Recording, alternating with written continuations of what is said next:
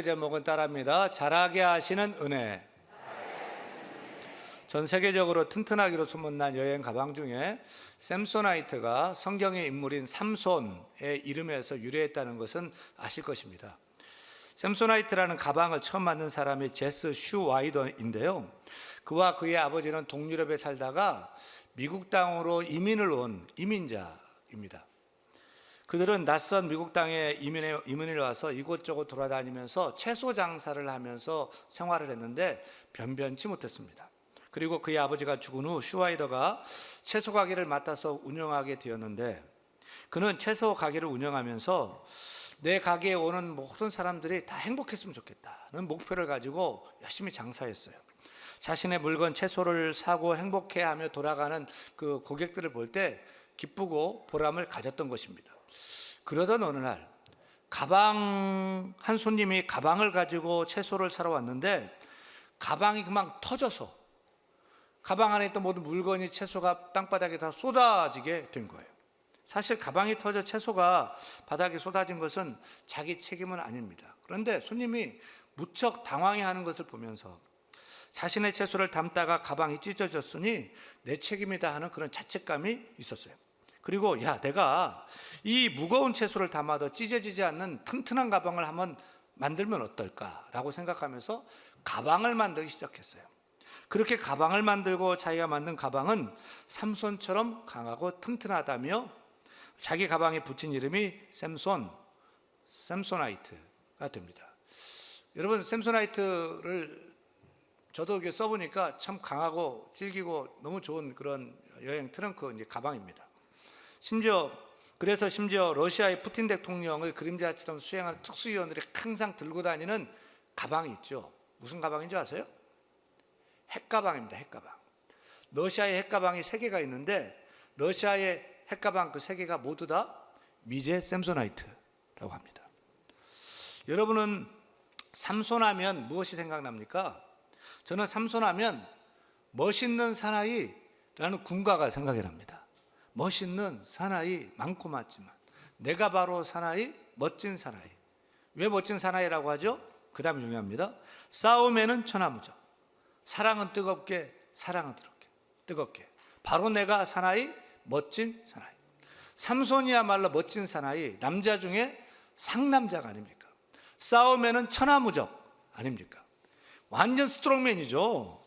힘이 얼마나 센지요. 맨손으로 사자를 잡아서 입을 찢어서 죽입니다.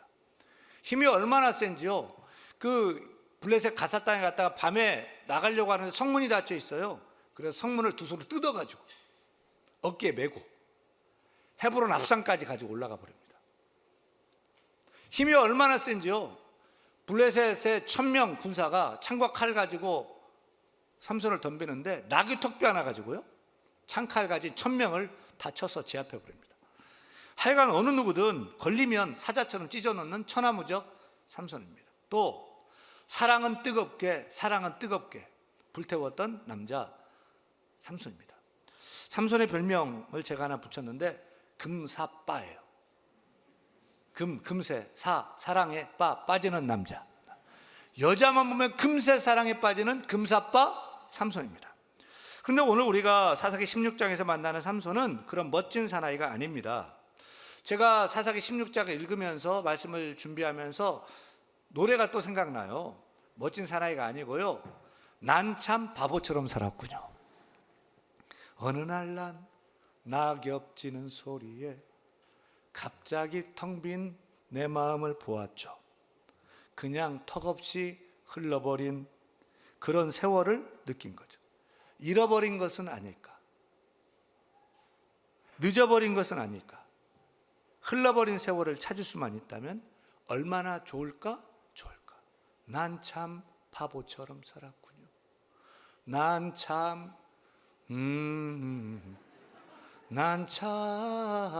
바보처럼 살았군요. 바보처럼. 지금 우리는 사사기 16장에서 자신의 지나간 인생을 돌아보며 내가 어떻게 그렇게 바보처럼 살 수 있었단 말이냐, 지나간 시간을 다시 찾을 수만 있다면 얼마나 좋을까, 라며 후회와 한숨 그리고 눈물 짓는 바보 같은 남자 삼손을 만나게 됩니다. 지금 삼손의 처지가 어떤 형편인지 사사기 16장 21절 말씀 같이 읽겠습니다. 블레셋 사람들이 그를 붙잡아 그의 눈을 빼고 끌고 가사에 데려가 놋줄로 매고 그에게 옥에서 맷돌을 돌리게 하였더라. 지금 삼손 우리가 아는 삼손이 아니, 천하무적 삼손 아니, 금사빠 삼손이 아니에요. 찰랑거리던 긴 머리가 빡빡 깎인 삼손입니다. 두 눈이 뽑힌 삼손입니다. 발에 쇠고랑이 찬 채 나귀가 끄는 연자맷돌, 밀방아 찌는 연자맷돌 돌리고 있는 짐승같이 추락한 그런 삼손입니다. 삼손과 들릴라라는 영화 보셨습니까? 어렸을 때 봤는데 지금도 생생하게 생각나는 장면은 삼손, 그 천하무적 삼손이요, 힘이 하나도 없이 무기력하게 그 천하무적 삼손이 연자맷돌, 나귀가 끄는 연자맷돌을 돌리는데 몇 바퀴 못 돌려요. 전에 같으면 그거 들어가지고 내 던져버릴 건데 몇 바퀴를 돌리지 못하고 땅바닥 주저앉아요. 그러면 지켜보던 그 원수 블레셋 사람이 막 쇠가 박힌 가죽 채찍으로 등허리를 막 때리면 피가 막 등에서 막 나고요. 다시 일어나가지고 몇 바퀴 돌다가 또 쓰러지고요. 밥도 상에다 이렇게 차려주는 게 아니에요.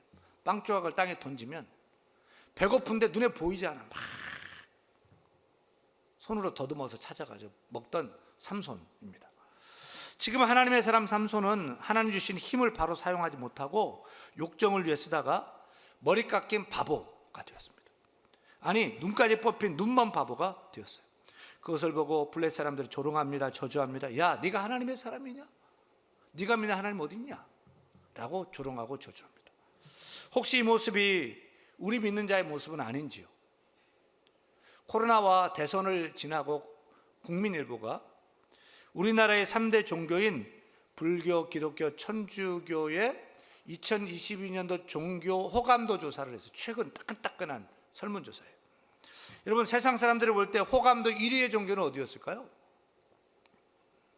여전히 기독교 인구가 제일 많아요. 불교보다 많아요. 천주교보다 많아요. 근데 호감도 1위의 종교는 어디였을까요? 불교가 66.3%, 불교가 제일 호감도가 높았어요.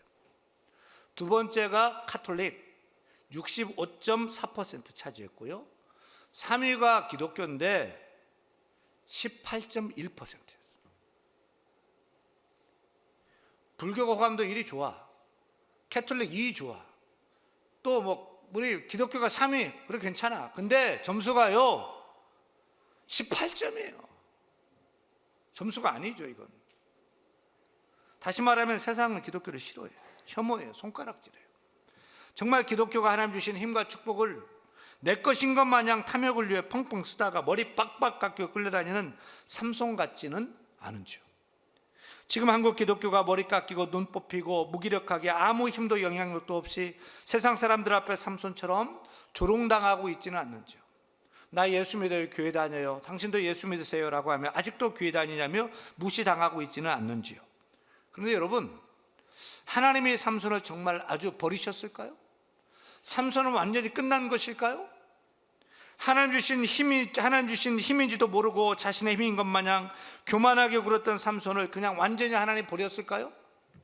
거룩하게 살아야 할 하나님의 사사가 이방 여자 치맛복에 살며 죄짓던 타락한 그 삼손 하나님이 완전히 버려버렸을까요? 그렇지 않습니다. 우리 사사기 16장 22절 말씀 같이 읽습니다. 그의 머리털이 밀린 후에 다시 자라기 시작하니라. 할렐루야. 왜 사사기 기자는 당연한 소리를 왜 적고 있죠? 당연히 머리 깎았으면 머리가 당연히 자라는 거 아닙니까? 여러분은 머리를 깎으러 이발소에 미장원에 얼마나 자주 가십니까? 저는 2주에 한 번 가요. 저는 머리털이 잘 자라요. 그리고 머리숱이 많아가지고 저는 어렸을 때부터 머리숱이 많은 게 참 싫었어요. 그래서 머리숱이 적고 머리가 착 달라붙은 사람이 되게 부러웠어요. 또 머리가 얼마나 힘이 센지 막 그 깎는 이발사나 그 미용사들이 막 투덜대요. 철사줄 같대요. 그래서 이게 막 옷에 막 박힌다는 거죠. 근데 세월이 지나니까 힘이 빠지고요, 맥을 못 추고요, 머리가 빠지는 게 좀 걱정되기도 합니다만, 여전히 머리는 빨리 자라고 있습니다. 여러분 머리털은 잘 자랍니까? 사실 머리 깎고 다시 머리털이 자라는 것은 당연한 건데 왜 사사기 저자가 이 자연적인 현상을 주목하고 있을까요? 다른 것이 아닙니다. 삼손의 머리가 다시 자라기 시작했다는 말은 무슨 뜻이죠? 하나님의 은혜가 다시 임하기 시작했다는 것입니다. 삼손은 하나님 떠난 줄 알았어요. 자기는 다 끝나버린 줄 알았어요. 소망 없는 줄 알았어요. 근데 하나님이 다시 찾아오기 시작한 거예요. 하나님의 은혜가 임하기 시작한 거예요. 하나님의 관계가 조성되기 시작한 거예요. 하나님의 은혜가 다시 점점 자라기 시작한 것입니다. 삼손은 머리털 자라듯이 하나님의 교제도 점점 자라기 시작했고요. 말라버렸던 하나님을 향한 그 믿음이 자라기 시작했고요. 신앙이 다시 자라기 시작했던 것입니다. 사실 세상적인 관점에서 보면 지금 삼손은 가장 불행한 상태죠. 두 눈 뽑히고 머리털 깎이고 나귀처럼 연자맷돌 돌리고 있어요.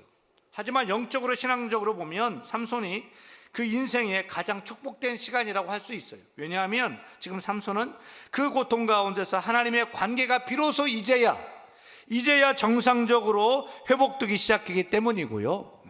믿음이 회복되기 시작했기 때문인 것입니다. 그렇게 하나님과의 관계가 시작되자 하나님이 임하여 주셨고요. 그 떠났던 힘이 다시 새 힘이 솟기 시작했던 것입니다. 사랑하는 여러분, 저는 여러분의 신앙이 다시 자라 올라가기를 축원합니다. 여러분의 믿음도 다시 자라기를 소원합니다. 하나님과의 관계가 회복되고요. 또 하나님의 은혜가 다시 임하기 시작하고요. 내 힘의 근원이 내 것이 아니라 하나님의 것이라고 믿어지고요. 내 인생의 힘의 원동력도 내가 아니라 하나님께 있음을 믿는 믿음이 다시 자라기를 축원합니다. 근데 어때요? 여러분의 믿음이 코로나 전과 후를 비교할 때 점점 더 자랐습니까? 이제 한 해 지나고 이제 10월 마지막 추수감사주를 앞두고 있는데 여러분 한 해 동안 신앙이 얼마나 어떻게 자랐습니까? 여러분의 하나님과의 관계 교제는 얼마나 더 자란 것 같습니까? 제가 첫돌 감사 예배를 드리러 갈 때마다 축복하고 선포하는 말씀이 누가복음 2장 52절 말씀이에요. 예수는 지혜와 키가 자라가며 하나님과 사람에게 더욱 사랑스러워 가시더라. 할렐루야. 여러분 우리 자녀들 어린아이들 우리 자녀들 예수님처럼 점점 자라기를 소원합니다. 예수님처럼 키가 자라기를 원하고요. 또 지혜도 자라오르기를 간절히 소원합니다. 또 하나님과의 영적인 관계에 있어서도 자라서 믿음도 자라고요. 예배도 자라고요. 기도도 자라고요. 아멘. 사람과의 관계에 있어서도요. 인격이 자라고요. 성품도 자라고요. 점점 성숙해지는 우리 자녀가 되기를 축원합니다. 우리 아이들만이 아니죠. 우리들도 예수님처럼 점점 자라야 할 것입니다. 여러분 시간이 갈수록 키가 자라기를 바랍니다. 키가 자라고 건강도 자라기를 바랍니다. 저는 작년에 종합검진을 했더니 키가 0.2cm 컸어요. 지금도 자라는 거예요. 여러분 키가 다 자랐습니까? 여러분 영적인 키가 자라기를 원합니다. 믿음의 키가 자라기를 바랍니다. 하나님과 영적인 관계에서 영적인 교제가 자라게 되고요. 신앙이 자랄 수 있기를 원합니다. 믿음이 자라기를 바랍니다. 사람과의 관계에서도 여러분 인격이 자라나고 아멘. 성품이 자라나고 아멘. 더 성숙해지고 아멘. 또 세상 사람들 속에서 지도력이 있어지고요. 영향력이 있어지고요. 점점 자라나는 그런 힘 있는 크리스찬 되기를 간절히 축원합니다. 사실 삼손은 그동안 균형이 깨진 채 비정상적인 성장을 했어요. 몸은 자꾸 커지고 힘은 있어지는데 영적으로는 허약했어요. 영적으로는 아이였어요. 빈약했어요. 허당이었어요. 그러나 고난을 당하자 하나님과의 영적인 관계가 회복되고 영적으로 건강해지기 시작했어요. 믿음이 건강해지고 인격적으로 건강해진 것입니다. 그러고 보면 고난은 믿음과 신앙의 키가 자라게 하는 약인 것 같습니다. 우리 교회 집사님 중에 몇 년 전에 우리 교회에 새로 등록하신 집사님이 계셔요. 사실 다른 교회에서 열심히 섬기셨는데 우리 교회로 이제 옮겨오셨어요. 제가 새가족 등록 감사 예배 때 요람되게 물었습니다. 교회로 옮기신 이유가 뭐냐고 물었더니 이렇게 말씀하셔요. 아들과 딸 하나씩 있는데 어렸을 때는 신앙생활 잘 하더니 이제는 교회를 안 나간다는 거. 그러니 부모님 속이 말이 아니죠. 그래서 온 가족이 함께 다니는 교회를 찾다가 우리 대한교회 와서 정착하고 신앙생활을 원한다는 겁니다. 그래서 이 남편 집사님, 부인 권사님은 열심히 교회에 나오시는데 여전히 아들도 안 보이고 딸도 안 보이고 그래요. 답답했겠죠. 그러다가 남편 집사님이 덜컥 암에 걸리고 말았어요. 근데 제가 병문안 찾아갔더니 얼마나 믿음이 좋은지 병상에서 성경 읽고 기도하시고 가정 예배 드리고, 아버지가 그렇게 몸부림치며 하나님 찾는 모습을 보고 아들과 딸도 이제는 교회에 나와서 열심히 신앙생활을 하고 있습니다. 여러분, 아무리 어떻게 해도 자녀가 교회에 나오지 않았는데, 신앙이 회복되지 않았는데 아버지가 아프게 되고 그럼에도 불구하고 하나님 붙드는 그 믿음의 모습을 보고 그 아들과 딸의 심겨졌던 그 믿음의 씨가 깨어져서 자라기 시작한 것입니다. 그 가정이 믿음으로 하나 되는 그 축복이 자라기 시작한 것입니다. 저는 이것이 그 가정의 축복이라고 믿어요. 또 하나님께서 병도 잘 이겨내도록 도와주실 것이라고 믿고 또한 기도합니다. 여러분, 우리 믿는 자는 어떤 어려운 일을 당해도 다 끝난 것이 아닙니다. 다 망해도 끝난 것이 아닙니다. 고난 가운데서 하나님의 관계가 회복이 되고 그 관계가 자라나기 시작하면 모든 것이 다 잘 되고 회복되어 갈 줄로 믿습니다. 욥을 보세요. 욥은 완전히 망했어요. 재산도 건강도 자녀도 다 풍비박산 났어요. 부인까지 저주하고 떠났어요. 이제 끝난 거예요. 소망 없어요. 그럼에도 불구하고 욥은 고난 가운데 하나님만 바라봅니다. 그러자 하나님께서 욥의 인생을 만지시고 다시 자라게 하셨습니다. 고난과 어려움을 겪었지만 인내가 자라게 하여 주시고 또 소망이 자라게 하시고 무엇보다 욥의 믿음이 정금 같은 믿음으로 자라고 변화되도록 축복해 주셨어요. 뿐만 아니라 갑절로 축복해 주셨지요. 더 훌륭한 아들도 주시고 딸도 주시고 물질도 놀라운 축복으로 더해 주셨던 것입니다. 지난 한 주간 말씀 봉인을 통해서 시간마다 우리가 은혜 받았는데, 목사님마다 그들이 정말 어려운 고난, 찢어지게 가난했던 그 상황 가운데 있을 때 다 끝난 것 같다고 소망 없어서 그냥 막 가출도 하고 그냥 마포대교에서 막 잡고서 막 또 떨어져 자살하려고도 하고, 그때 하나님이 찾아와 주시고 그때 은혜 주셔서 고난 가운데 하나님을 향한 믿음이 자라게 하시고 신실함이 자라게 하셔서 지금의 내가 이렇게 목회하고 있다라고 우리에게 도전을 주셨습니다. 여러분, 신앙의 도전이 되는 시간이었는데 그 말씀 들으면서 저도 인생을 한번 돌아볼 때 정말 하나님이 내 인생을 이렇게 자라게 하신 것을 생각하며 또한 저도 감사 감격의 시간이었던 것입니다. 저희 집안도 한때는 다 끝난 것 같고 망했던 것 같아요. 저희 아버님이 사업 망하고 그리고 신학하시겠다고 늙음막하게 총신대 신대원에 입학하신 거죠. 그때가 이제 50 가까이 됐습니다. 아버지가 사업 그만두고 이제 신학생이 됐는데 그때 대학생이 4명이에요. 아버지까지. 아버지 신대원생, 누나 2 대학생, 형 대학생. 돈 버는 사람이 아무도 없어요. 저희 어머니가 정말 얼마나 고생하셨을까 그런 생각도 해봐요. 아버님이 금천구에서 목회를 하시는 선임 목사님 교회를 이어받으면서 지방의 시골에 있던 집 팔아가지고 그분 드리고 남은 게 하나도 없어가지고 빈손이었어요. 그래서 교인이 그때 처음 인수 이렇게 해서 섬길 때 한 50여 명 되었는데 헌금을 안 했는지 아버지 사례비가 없었어요. 그래서 매형이 사우디에서 돈을 벌어서 10만 원 11조 하는 것이 사례비였고, 그리고 저희 생활비가 되었던 거죠. 그러니 참 어려울 때 믿음으로 하나님만 바라봤습니다. 저는 중학생 때였는데요, 개척교회 목사 아들이었지만 막 가난하고 참 못 살았지만 누구처럼 막 가출하고 막 그러진 않았던 것 같아요. 뭐 뛰어내리려고 마포대교 잡고 막 이러진 않았고, 저는 주 안에 있었고 교회 안에 있었어요. 그래서 막 예배 드리면 교회가 부흥해서 예배 드리는데 제가 이제 제 할 일이 뭐냐면 막 예배 드릴 때 저는 그 방에서 그 커피를 플라스틱 통에 타는데 맥스웰 2스푼, 동심 프리마 2스푼, 설탕 2스푼 이렇게 해가지고 100잔, 150잔 이렇게 커피 만들어 놓고 예배 끝나면 다 부어가지고 드리고요. 또 청소는 제가 도맡아 했어요. 물걸레질 수요예배 때, 토요일 때 또 뭐 수건 닦고, 제 생각에는 하나님께서 그때 저를 보신 것 같다고 저는 그렇게 믿고 생각하고 있어요. 언제나 수요예배 때 많은 뭐 장로님도 그때 있었고 집사님, 권사님도 있었고 왜 내가 청소했는지 몰라요. 내가 마대걸로 하고 수요예배 때 다 권사님들 지금 우리 하듯이 그렇게 다 닦고, 그런 일들을 했어요. 근데 그런 삶 속에서 하나님은 저를 자라게 하신 것 같습니다. 교회도 자라게 하셨고요, 저의 가정도 자라게 하셨고요, 저의 인생도 이렇게 자라게 하셨습니다. 그 모든 것이 하나님의 은혜 가운데 자라게 하신 것이라고 고백하고 싶습니다.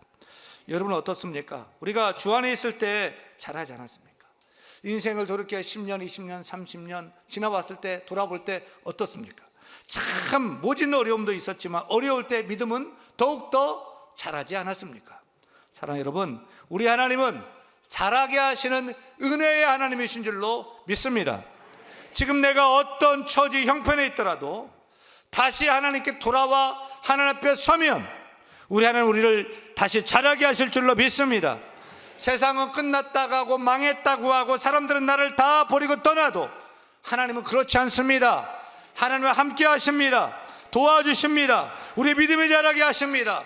더욱더 하나님을 의지하게 하시고 하나님을 일하기 시작하시는 것입니다. 우리를 일으켜주시고 다시 한번 일할 수 있도록 기회를 주신 하나님이심을 믿는 저와 여러분 되기를 간절히 축원합니다. 하나님은 삼손의 머리카락이 다시 자라게 하셨습니다. 그러나 블레셋 사람들은 삼손의 머리가 자라는 것을 신경 쓰지 않았어요. 눈먼 장님이 뭐 하겠어? 방심했고 비웃고 조롱했어요. 그러다 어느 날 블레셋 사람들은 삼손을 온 백성 앞에서 조롱하고 싶었어요. 그래서 다곤 신당에 온 방백들 백성들 다 모였어요. 다곤 신당은 아마 2층으로 되어 있었던 모양이에요. 지붕에만 3,000명이 앉았으니 1층에는 더 많은 사람이 앉았을 거라고 생각합니다. 그리고 삼손이 한 소년을 불러서 부탁해요. 꼬마야, 내가 너무 피곤하다. 앞이 안 보여서 그러는데 이 신당을 세우고 있는 그 두 기둥 사이에 나를 데려다 다오. 그리고 삼손이 이렇게 기도합니다. 28절입니다. 28절 같이 읽습니다. 삼손이 여호와께 부르짖어 이르되 주 여호와여 구하옵나니 나를 생각하옵소서. 하나님이여 구하옵나니 이번만 나를 강하게 하사 나의 두 눈을 뺀 블레셋 사람에게 원수를 단번에 갖게 하옵소서 하고, 한 번 더 읽습니다. 삼손이 여호와께 부르짖어 이르되 주 여호와여 구하옵나니 나를 생각하옵소서. 하나님이여 구하옵나니 이번만 나를 강하게 하사 나의 두 눈을 뺀 블레셋 사람에게 원수를 단번에 갖게 하옵소서 하고, 삼손이 고난당하고 가장 크게 달라진 것이 무엇입니까? 드디어 삼손이 기도하기 시작했다는 거예요. 전에는 하나님 찾지 않았고 전에는 기도하지 않았어요. 근데 자기에게 있던 힘이 내 것이 아니고 하나님이 주신 것을 깨닫고 깨어지고 나니까, 망가지고 나니까, 패하고 나니까 하나님이 주신 것이구나 깨닫고 하나님을 의지하기 시작합니다. 하나님을 찾기 시작합니다. 그리고 기도하게, 하나님 내 머리가 빨리 자라게 해주세요, 이렇게 기도하지 않았습니다. 이 머리카락이 힘의 근원이라고 생각하지 않았습니다. 하나님이 힘의 근원이라고 생각했습니다. 그래서 주 여호와여, 하나님 이름을 처음 부르는 거예요. 사사가 말입니다. 주 여호와여 나를 생각하옵소서. 이번만 나를 기억하셔 나에게 힘을 다하여 주옵소서. 나를 사용하여 주옵소서. 마지막 순간에 하나님 이름을 불렀어요. 그리고 기도했어요. 이제야 하나님 주신 힘을 원래 목적대로 사용하겠다며 사명을 위한 기도를 했습니다. 사랑하는 여러분, 우리도 이제는 기도하십시다. 다시 기도를 시작하십시다. 그러면 됩니다. 기도하면 소생됩니다. 기도하면 회복됩니다. 기도하면 하나님의 은혜가 찾아오고 다시 자라게 되는 줄로 믿습니다.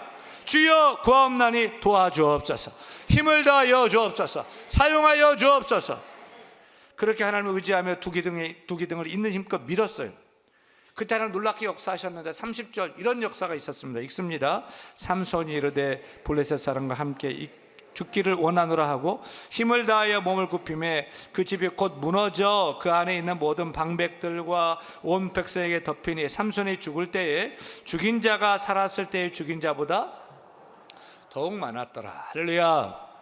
저는 이 말씀을 읽으면서 하나님을 찬양했어요. 왜냐하면 다 끝난 인생, 망가진 인생 그 삼손을 다시 자라게 하시더니 그의 마지막 순간에는요, 예수님이 죽으시면서 했던 것처럼 삼손도 예수님처럼 마지막 죽음으로써 그가 살았을 때보다 더 많은 원수를 심판하고 이스라엘 백성들을 그 압제에서 구원하는 위대한 승리를 거두도록 그를 버리지 않고 다시 한번 놀랍게 사용하셨다는 것 때문입니다. 그리고 한 가지 더 우리 하나님을 찬양할 수밖에 없었던 것은 신약으로 건너와서 히브리서 11장 보면 믿음장이죠. 위대한 믿음의 인물들 아브라함, 노아, 아벨, 다윗, 모세 이런 이름들이 기록되어 있는데 쭉 읽다가 히브리서 11장 32절에 삼손도 믿음의 전당에 당당히 기록되어 있어요. 이게 왜 놀랍냐? 삼손은 사명을 잊고 여자 밝히고 죄를 탐하고 세상을 탐하고 머리 깎이고 두 눈 뽑힌 인간으로 모범이 되지 못했고 인간 말종이었고 끝났던 그런 인간인 거죠. 근데 히브리서에서는 삼손이 얼마나 잘못했는지 그의 잘못 말하지 않아요. 그의 죄 말하지 않아요. 전혀 언급하지 않아요. 어리석음을 언급하지 않아요. 그동안의 실수, 죄악을 기억하지도 않아요. 오히려 그가 믿음으로써 이룬 일을 기억하면서 그것만 기억하면서 우리도 본받고 나갈 것을 성경은 얘기하고 있습니다. 사랑하는 여러분, 우리는 적어도 삼손보다는 낫지 않습니까? 삼손은 입으로 담을 수 없는 죄를 지어서 머리털 다 깎이고 두 눈 뽑히고 다 끝난 것 같은 그 순간에서도 하나님이 그를 믿음으로 다시 일으켜 사용해 줬단 말이에요. 그렇다면 그렇게 삼손이 다시 시작할 수 있다. 우리도 얼마든지 삼손보다도 더 다시 한번 시작할 수 있는 줄로 믿습니다. 하나님 도와주시면 다시 한번 일어서게 될 줄로 믿습니다. 뒤에 것 다 잊어버리고 실수했던 것, 실패했던 것, 넘어졌던 것 다 잊어버리고 다시 자라게 하시는 그 하나님의 은혜를 따라서 하나님 주신 힘을 따라 지혜를 따라 그 능력을 따라 용기 얻어 일어나서 다시 한번 힘껏 주의를 이룰 수 있는 주의 군사, 주의 용병 다 될 수 있기를 우리 주 예수 그리스도 간절히 축원합니다. 축원합니다.